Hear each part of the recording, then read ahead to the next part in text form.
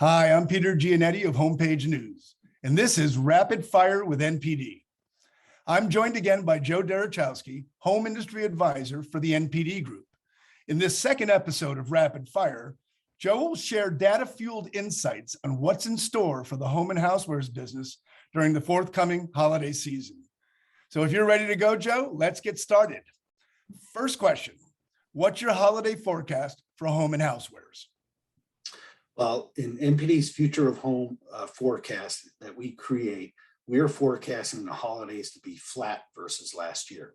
And so far through the first 5 weeks through November 6th, we are currently at minus 1%. This is all from a units perspective, not dollars, but from a units perspective. But I expect at the end of the holiday season, we should be flat to last year. Next question, what's similar and what's different about this holiday season?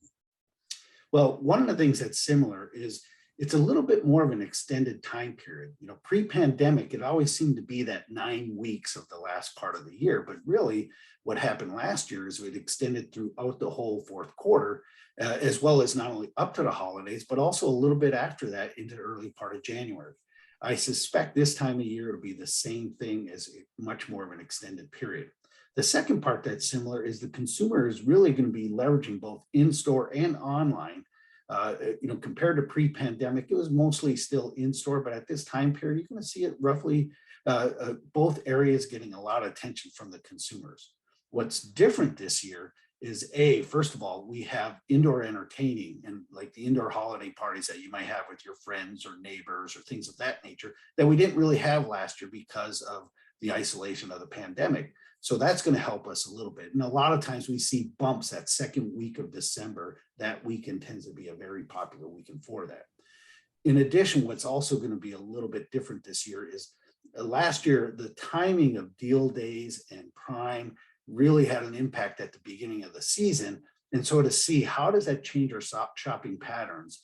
We saw a little bit of a dip this week comping versus a year ago. So is that going to extend out throughout the holidays? And so is it really a case where consumers just kind of change the timing of shopping, or was it truly incremental? I think we'll be able to see that as the holiday progresses.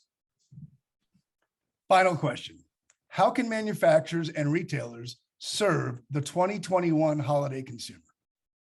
Well, first of all, home and housewares is still going to be very important because we are eating more at home, in part because we're working at home. It's also such a way of living and spending our time at home. So one, we're right for the consumer needs. So I suspect from a gifting perspective, we're still going to be one of the top gifts that consumers either give themselves or give others.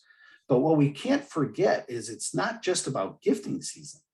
We've got all these holiday meals that are really create urgency to change and cook things that we normally don't cook. So I suspect this holiday season that we're going to have the needs of Thanksgiving meal, the needs of holiday meals themselves. How do we feed the families at that time? How about our guests who are going to be staying at our house this year that weren't there at that time?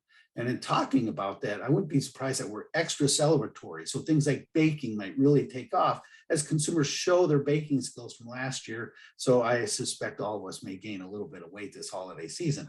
So that's going to be some of the big differences that we have at that time. So we need to be thinking about not only gifting, but also the needs of the holiday meals. And then last but not least, with the return to office that consumers are doing, with still the needs of starting to cook more indoors because of the colder weather and changing the type of foods we eat, we also have the day-to-day needs to solve. Thanks again to Joe Derochowski of NPD for Homepage News. I'm Peter Giannetti, and we'll see you next time on Rapid Fire with NPD.